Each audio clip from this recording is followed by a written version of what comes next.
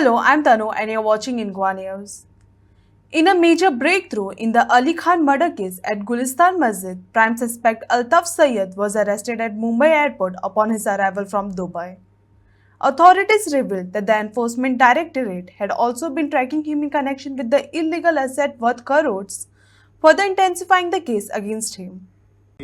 त्या केसीक आनी एक एक्यूज अरेस्ट केला. तेजें नांव अल्ताफ सय्यद रावपी गोगळ हावजिंग बोर्ड गोगळां रावपी तेका तो दुबय आसलो. दुबयसान तो